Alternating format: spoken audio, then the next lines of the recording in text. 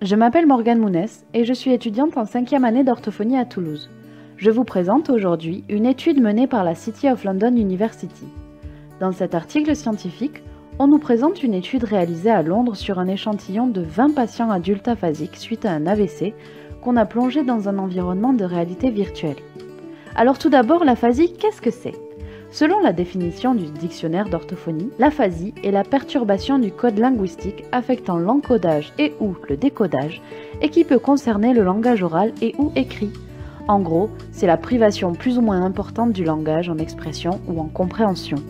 L'aphasie est consécutive à une atteinte cérébrale vasculaire, traumatique ou tumorale des aires du langage de l'hémisphère gauche. Il existe plusieurs formes d'aphasie selon le versant du langage qui est touché. Et dans notre étude, nous nous penchons sur les aphasies dites de Broca, celles qui touchent principalement le versant expressif. Et ces patients, on les a plongés dans un environnement virtuel fantastique, interactif et ludique, Eva Park. Bienvenue dans un monde où tout est possible, un monde où vous êtes le héros. Dit comme ça fait très jeu vidéo où il faut défier des créatures des bas-fonds, se rebeller contre l'empire maléfique ou traverser le monde pour jeter un malheureux bijou dans les flammes de l'enfer.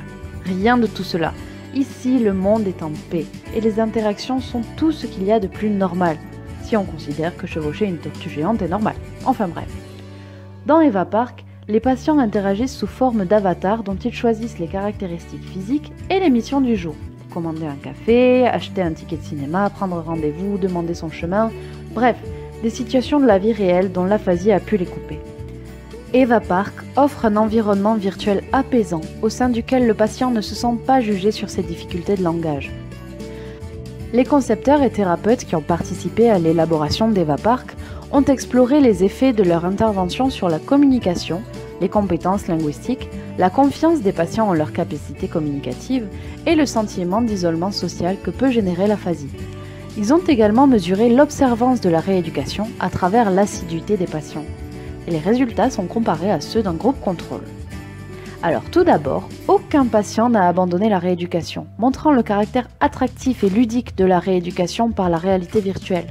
Ils ont bénéficié d'un gain significatif en communication fonctionnelle, c'est-à-dire dans la communication de tous les jours, ainsi qu'en compétences linguistiques, où l'on a observé de meilleures performances en ce qui concerne l'affluence verbale notamment.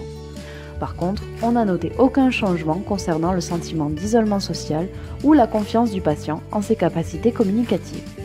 Cette nouvelle forme d'intervention ouvre bien des portes aux thérapeutes qui pourront proposer des supports rééducatifs variés, adaptés à leurs patients et leurs besoins, et surtout qui soient attractifs et ludiques.